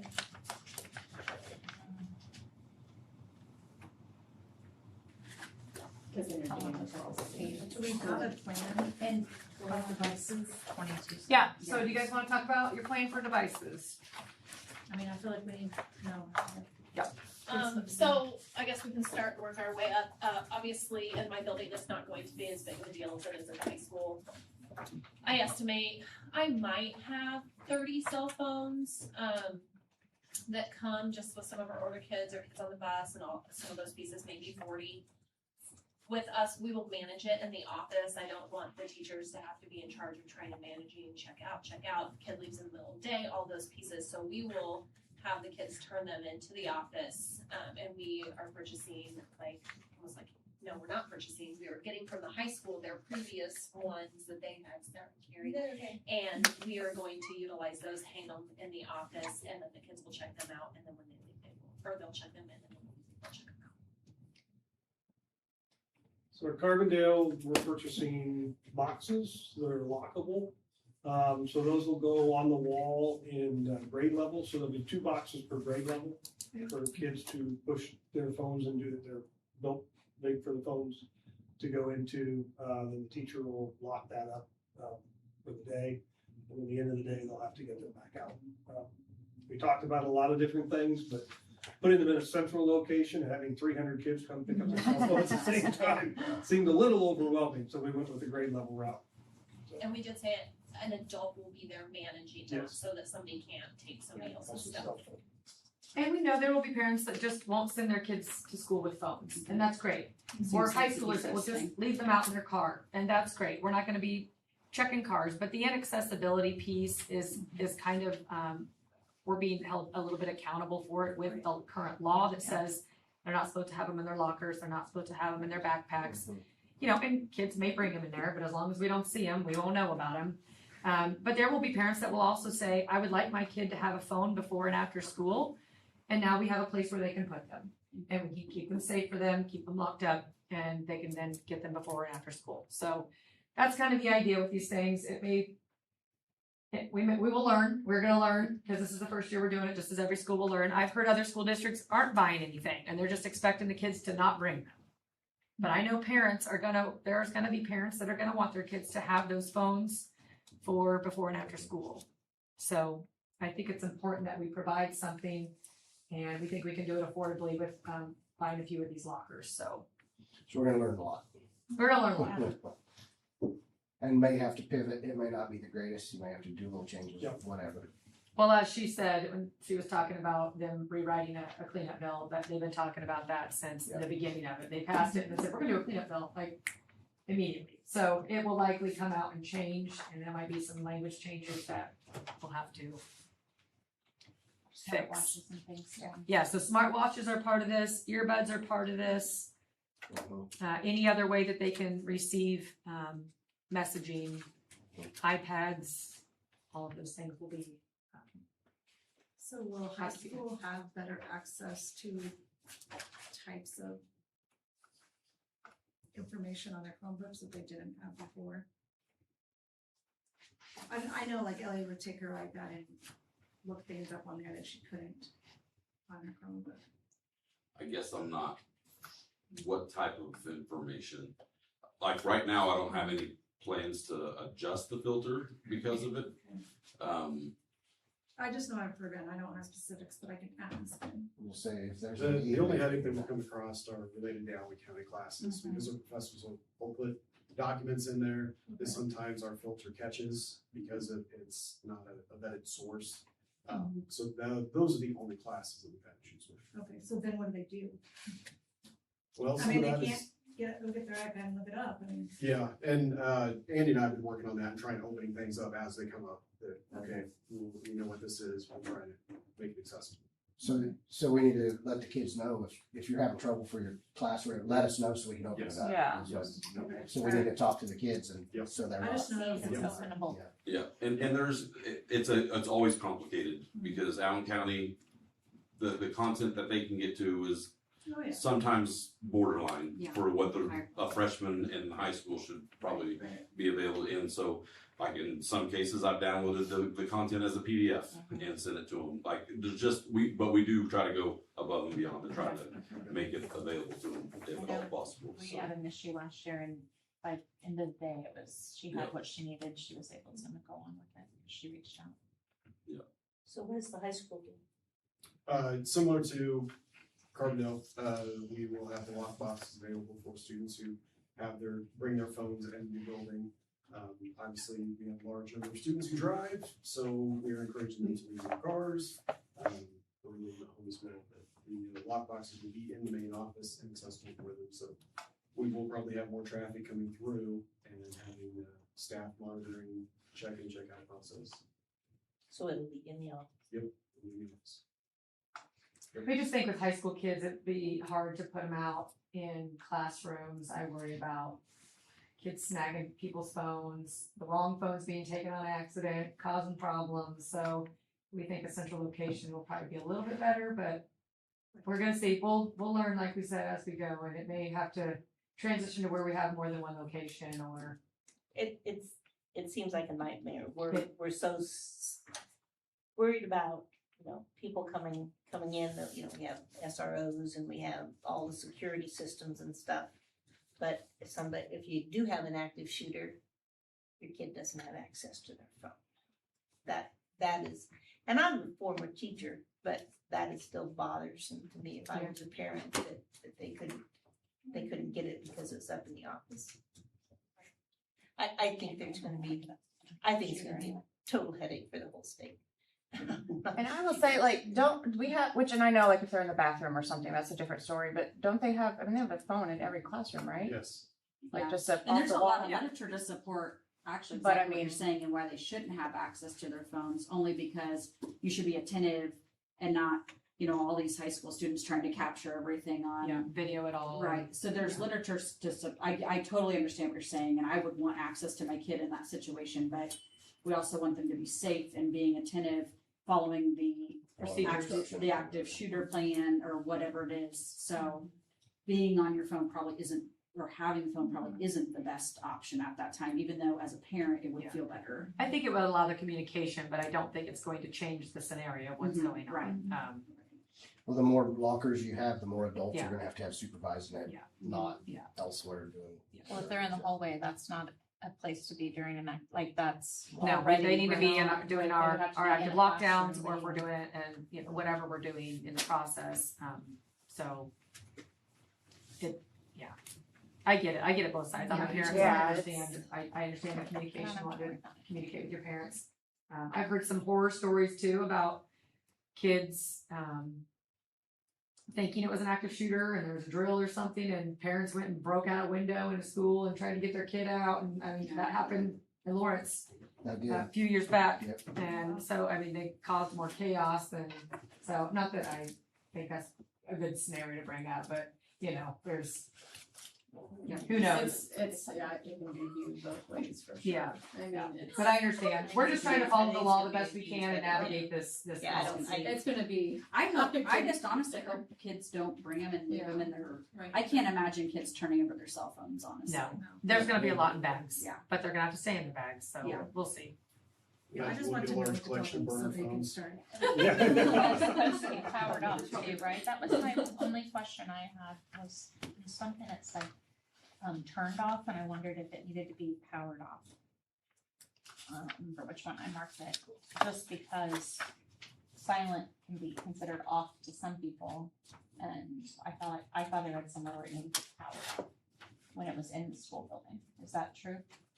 I do think the original policy itself will say powered. It says powered off. Yeah. Well, we'll put the policy in there then. We'll put in exactly what the policy says. It was on page, gosh, which one is it? You're gonna I put noticed something it on the junior high one on page 62 where it says turned off and stored. I just questioned if it should say powered off.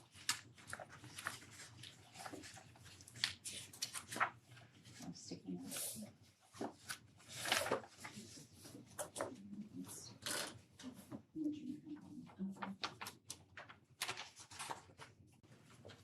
Lorally, on yours, on page 4, just nurse needs to be spelled.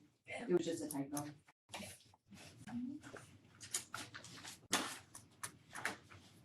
This one here? She's a loose. Yeah, I know. I was like, I don't need shit. Right above the yellow.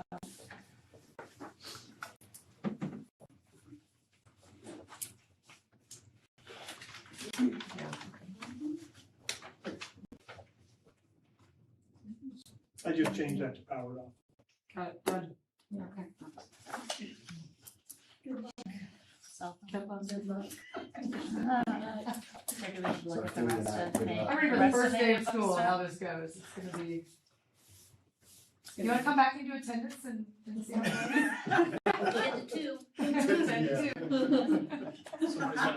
You're gonna push this out so parents understand. Yes, I sent them a know letter. every time we do this, it's, I wanna get hold of my kid, I wanna get hold of my kid. I know. I sent one at the very end of the school year saying, hey, parents, this is coming. Here's the new law.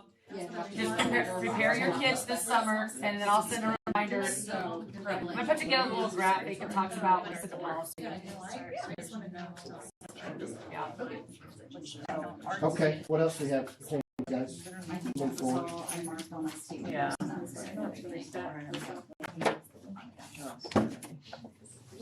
So we'll put policy under.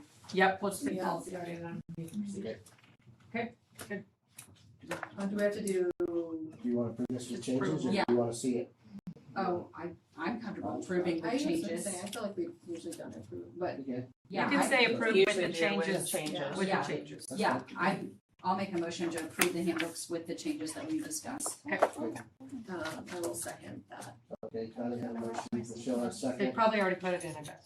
and you guys are aware, you have the changes. No, it's probably already done, okay. All in favor? Good. Before Go ahead. So I did have the one modification on the discipline list in the high school one. Are you okay with how that was reformatted? Yeah, the matrix looking like it's Yeah, the more. matrix yeah. versus Yeah. just a random list of stuff. Yes, I like I it. did. I like I it. thought it was Yeah. wherever it went, it's easier to read, yeah.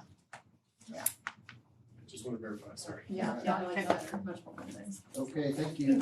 Can we all? We did vote. You. All in favor, we Well, said. do I have a no then? All Not in favor. everyone, yes. Oh, all in favor? All in Okay. favor. Thank you.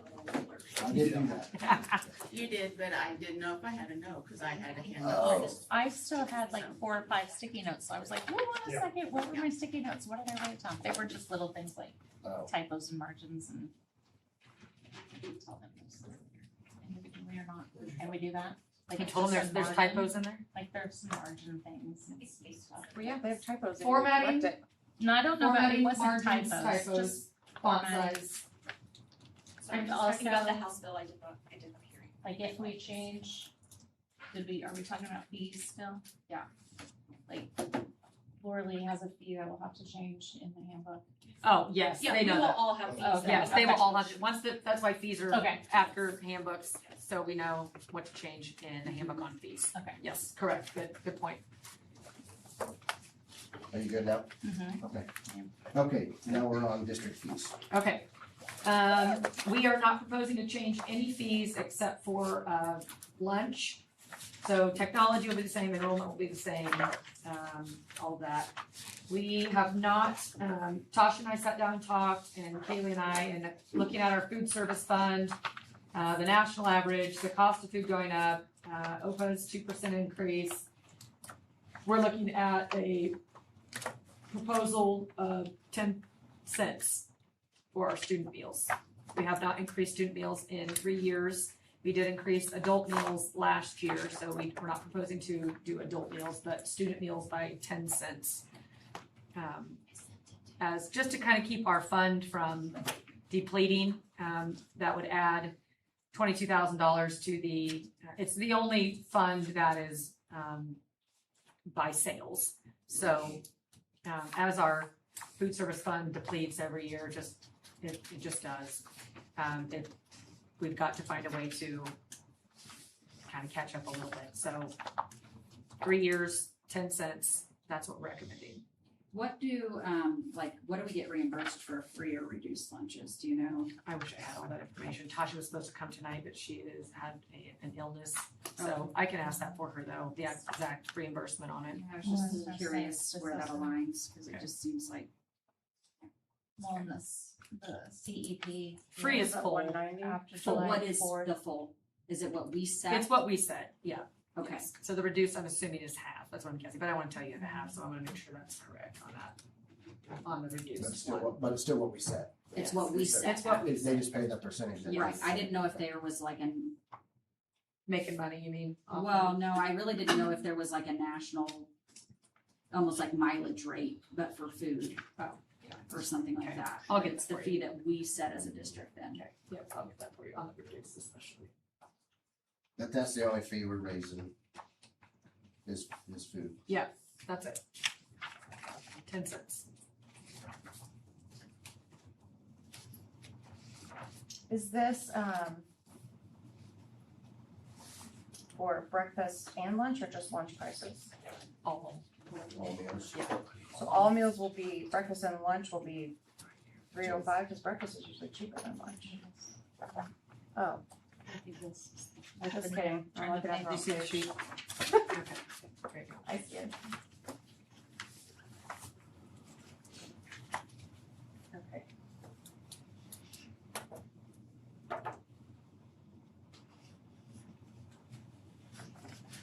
Questions? Other questions? Just need action. Just need action, yep. Mhm. I'll make a motion to approve the district fees. I'll second. Any more questions? Are you doing the lunch too, or are you doing that separate? What's that? Are you Is it- doing, I think are you doing the lunch separate? the district fees as presented. Okay. Yep, so it's. It's all in one. Yep. So all of them. I'll second. Okay. Second there, all in favor? All right. Okay, non-resident enrollment applications. Per policy, we opened the non-resident enrollment in January. We then make a recommendation to you in May on class capacity. You approved those in May, and then open enrollment closes mid-June. We then make sure all students that have applied have had records reviewed for our students in good standing policy. And we've also reviewed any current students that are out of district for good standing or not in good standing. Based on all of that, there's a list of students in there that we are recommending to be out of district students to actively enroll in Santa Fe Trails for the 26-27 school year. I did have a parent reach out to me about high school today, and they're past the deadline, but we have open capacity at the high school. So I feel comfortable bringing them to you at another meeting, but I need to check records, good standing, make contact with the parent. I just connected with Kyle today because I just got the message today. So we do have another high school student that is interested. So I don't know anything about the kid yet, so I just need to check that. And then I can bring that to you in August if we feel that it's What grade levels are the kids that are? Oh, that's a good question. Is it the same as preschool? That's my. Yeah, I've got a couple preschoolers, but those are either employees' kids or kids that already have siblings in the district. We've got I have one kindergarten One student, Was it- that has siblings in the district and is also military, so they fall into a different level of component for that. then we had. Well, we don't. Do you have any? No. Do we have any kids preschool waiting list? I don't think so. Do you have any 3-year-olds? That are, the only list that I've seen from the draft from Janine right now, they're all currently placed. Yeah, I don't think I have any on a wait list at this time. We do have a couple that are not going to join preschool until they've gone through an evaluation process for a possible IEP. Once they turn 3, then we would start services. So some of them won't start until they turn 3, and it could be mid-year. So those are the only other ones, but it's not a wait list though. They're just not starting till they're 3. I just had a parent that thought it might be a wait list tonight. Wanted to make sure there wasn't in district schools. They No. didn't have an IEP. I mean, I know we can't do that. Yeah. Correct. So I think we've only had a wait list once for 3-year-olds. So But I just want to make sure that we're not accepting out of district. If we do have kids in yes, district. correct. And the current process is there are no out of district. Right, Unless they're employed, yes, they have to be employees' kids or their siblings are already, otherwise we don't take out of district preschoolers. Right, but I'm talking in district preschoolers that weren't. I wanted to make sure. Workplace, oh, Yes, yes. yes. Yes, got it.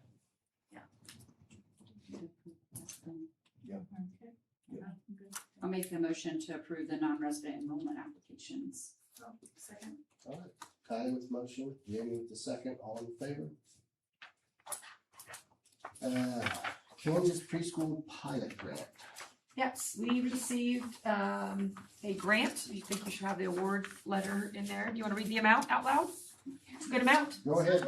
Go ahead, read it. Come on, go. Someone read it. It's $33,056, right? No, that's the No, purpose. That's the other one. The Sorry, I last- just grabbed the The first last one. page. What is Last it? page. Say 80,000. I was like, I thought it was more than that, but 80,200. they look the same. What one was, this one was the Three Lakes. What is this? CTE. That's Okay, Perkins. CTE. Perkins, Okay, yeah. so $80,230. Very good. Yeah, so. Even better. Yeah, so this is through, essentially that, tobacco grant that's been out there for a long time. We get it often. I was worried we weren't gonna get it anymore. They've been cutting, schools out of the grant program, but Janine helps me put together a really good application, and we have to put together numbers and data and how we service kids in preschool and, at-risk data. There's a lot that goes into it. So I thank Janine for all her help to make sure our preschool services as many kids as possible and that we have funding for it. Because as you know, preschool is not funded. And any money we do get goes to special education. But all of our gen ed students, there's no funding for them. So we're very proud that we can serve all kids, no matter what. So that helps pay for staff.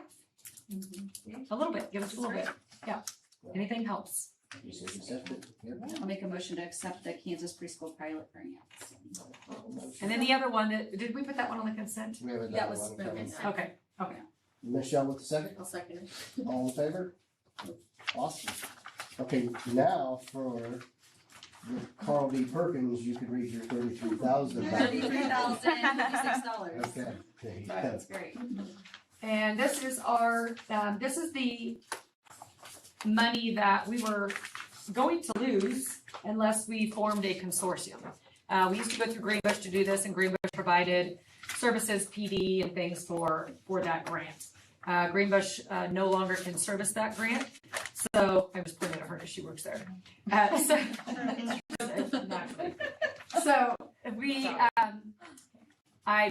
we hired Tasha to be in this role after Kayla Chiddix left, and I challenged her to create a consortium, put together an MOU, and all of the co-op districts, not to be confused with Three Lakes, but it is the Three Lakes school districts that are our consortium.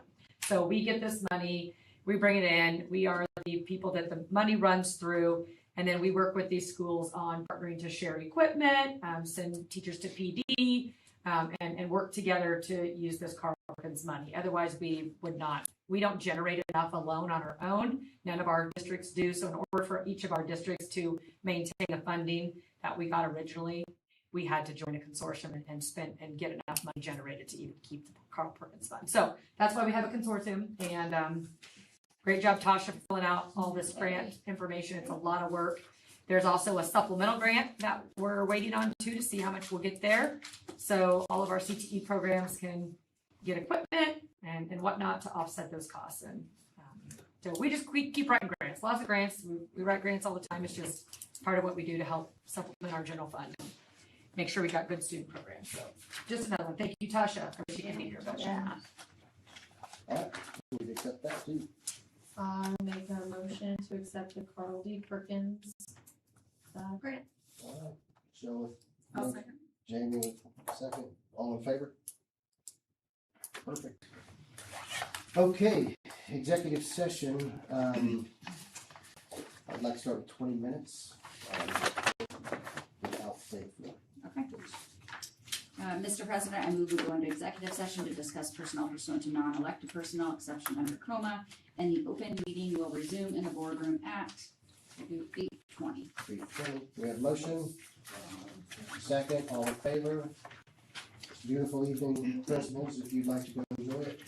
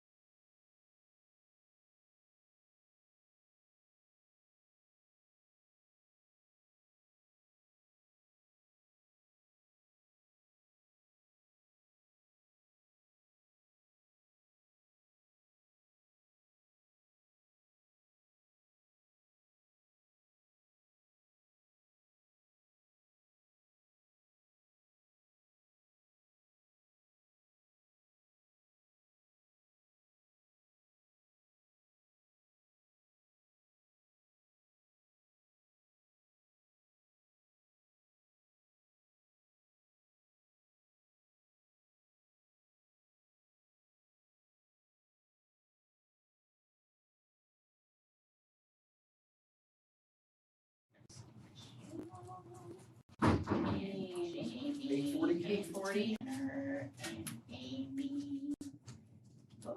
Okay. Thank you all. Oh, 20 minutes? 20 minutes. Thank you.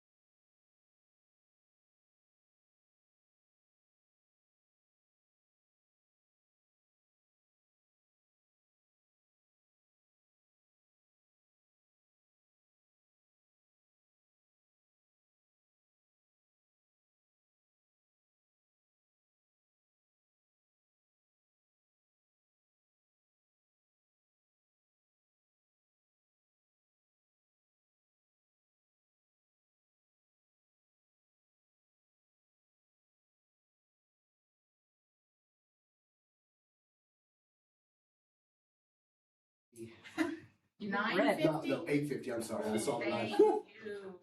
Wow. Can I go home? Can we do the negotiation executive session tomorrow? 10 minutes, right? 10 minutes, Okay. Thank you.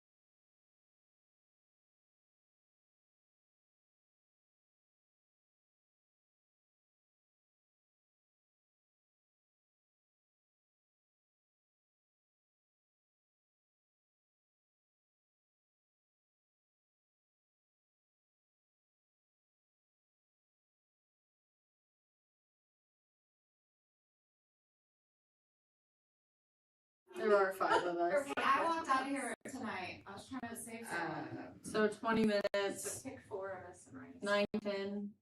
20 minutes, 9:10. Thank you. Thank you.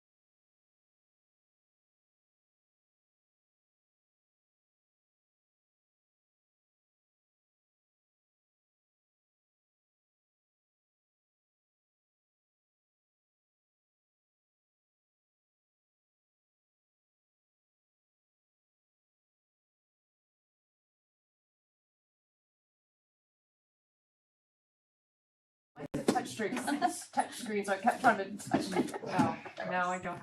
All right, 5 minutes. 5 Yeah. minutes. And we're keeping our shit. Everybody be quiet, I'm just gonna run through real Hold you to quick. 5 minutes. Is that good? Okay. Are we on 2.2? We're on 10.2 negotiations. Yes. Mr. President, I move to go into executive session to discuss negotiations pursuant to the exception for employee negotiations under Tacoma. And the open meeting will resume in the board room at 9:16 with Faith Laurie present. Motion, second, all in favor? Right beside you, second.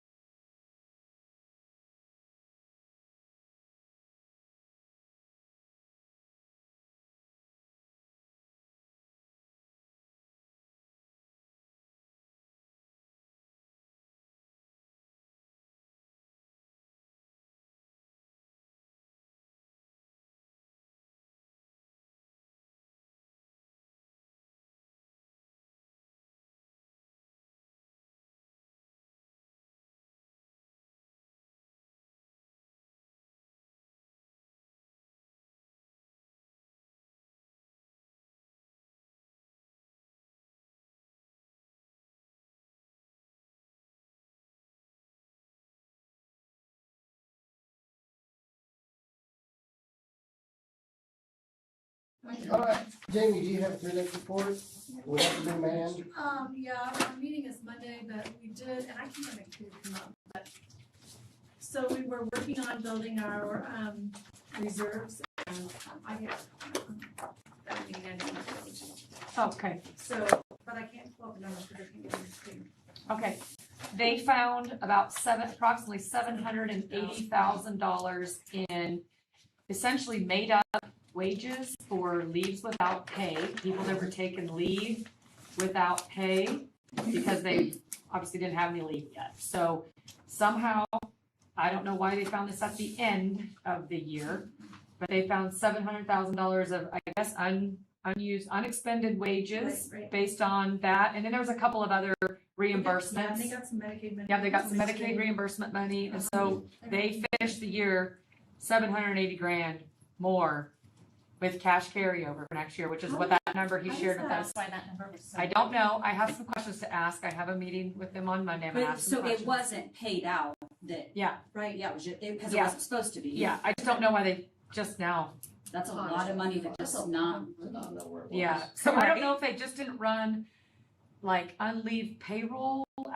I don't know. So I have some questions to ask on Monday. It's a lot of money to make up. It is. I'm glad they found it. I mean, I don't. I think that's great, but I'm real insecure about how they found it. Is it legitimate, and where's that all coming from? Yeah. So I'm gonna ask some questions before I get my hopes up and be excited about it. Yeah. If Kaylee told me that in May, I would be questioning what is going on with payroll. Where did So- we mess up? And where did we mess up? So I'm not sure. Or, I mean, I don't know if people did take that much time off and we did. Unless it happened at the end of the year's payroll. Right. and On you summer, know. so they do summer bulk pay, right? So because you don't work in the summer, they run payroll for, so maybe there's something in the bulk system that didn't show and maybe it's within that cycle, because that is the larger cycle to run for payroll. So I'm not sure. So we'll figure it out. I hope that's. And go from there. I'll let you know next week.